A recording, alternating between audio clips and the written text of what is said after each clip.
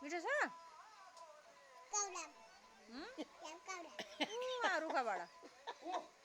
रुखाबाट ल्याएको चढ्छस् त रुखा चढ्ने ओह माथि हेर्दा रुखा चढ्छस् त पनि चढेर झार ल आप झार ल रुखा चढेर ओह त्यो रुख आप पनि छ थुप्रो छ भित्र